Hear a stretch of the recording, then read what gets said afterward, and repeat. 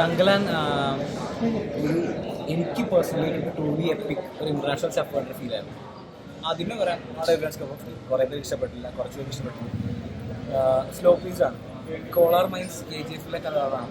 KGF കേൾക്കുമ്പോൾ നമ്മുടെ മനസ്സിൽ പോകണ എന്താണ്, മലയാളികൾ മനസ്സിലെല്ലാവർക്കും ഒരു മാസ് ഹൈ എത്തിയ ആക്ഷൻ ഓറിയൻറ്റഡ് പടമായിരുന്നു. പക്ഷെ ഇതങ്ങനല്ല. Slow പേസ്ഡാണ്, slow ബേണറാണ്. പക്ഷേ പടം കിടിലാണ്.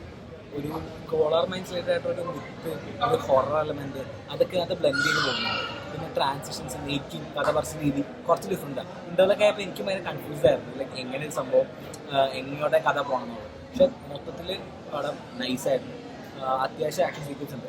VFX കുറച്ച് ബോറായിരുന്നു. ഒരു നമ്മുടെ ജാഗ്വറൊക്കെ ആയിട്ടുള്ള ഫൈറ്റ് ഉണ്ടായിരുന്നു. അത് VFX കുറച്ചുകൂടി ബെറ്റർ ആക്കാൻ തോന്നി. എടുത്ത് പറയുന്നത് പെർഫോമൻസ്, എല്ലാവരും കട്ടയ്ക്ക് പെർഫോമൻസാണ്. ഒരു ക്യാരക്ടർ ഇപ്പോൾ വിക്രമാണെന്ന് നമ്മൾ പറയത്തില്ല, ഇത്ര അടിപൊളിയായിട്ടുണ്ട്. പക്ഷെ എന്നെ ശരിക്കും വിക്രം നമ്മളെ പലതവണ ഞെരിച്ചിട്ടുണ്ട്. ഞാൻ ശരിക്കും ഞെരിച്ച പാർവതി, പുള്ളിക്കാരി ആ ക്യാരക്ടർ ബ്ലെൻഡായിട്ട് പക്ക അടിപൊളിയായിരുന്നു. അതുപോലെ തന്നെ പശുപതി, എല്ലാവരും അടിപൊളി ചെയ്തിട്ടുണ്ട്. ലൈക്ക് പാർവതി ശരിക്കും ഞെട്ടില്ല. ആ ഒരു ആക്ട്രസ് ലൈക്ക് മലയാളത്തിൽ നിന്ന് എന്താ പറയുക, ഈ ബെസ്റ്റ് ആക്ട്രസ് ഏത് റോളും ആരുടെ ഒപ്പം നിന്നാലും ഒരു സ്ക്രീൻ ഷെയർ ചെയ്യുമ്പോൾ അവരെ ഇപ്പോൾ വിക്രത്തിനെ വെറ്റിക്കാൻ ആ ഒരു ലെവലിൽ അടിപൊളി ആക്ട് ചെയ്തിട്ടുണ്ട്.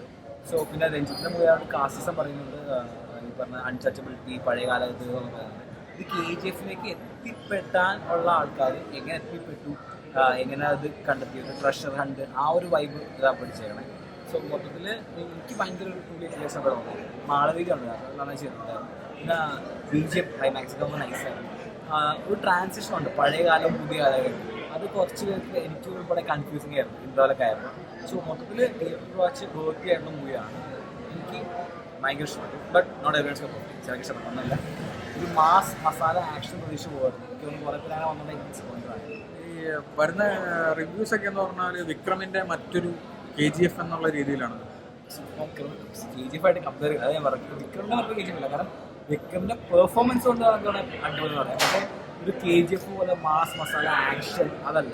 ഒരു ട്രൈബ്, അവരുടെ സ്ട്രഗിൾസ്, അവരെങ്ങനെ കോളമേലേക്ക് എത്തുന്നു, പിന്നെ നമ്മുടെ ഈ പറഞ്ഞ പണ്ടുണ്ടായ ക്ലാസിസം, അൺടച്ചബിലിറ്റി, അതൊക്കെ വളരെ ഡെപ്തി വേണമെന്ന്. സിനിമയ്ക്ക് ഒരുപാട് ലേയേഴ്സ് ഉണ്ട്. പക്ഷെ എല്ലാവരും ഒരു മാസ് മസാല സംഭവം കോളമേൻ്റെ കഥ എന്ന് പറയുമ്പോൾ നമ്മുടെ മനസ്സിലേക്ക് KGF ആ ഒരു ഇതിനകത്ത് വന്നവർക്ക് ഡിസപ്പോയിൻ്റ് ആവാൻ ചാൻസ് ഉണ്ട്. പക്ഷേ മൂവി അത്യാവശ്യം നൈസാണ്.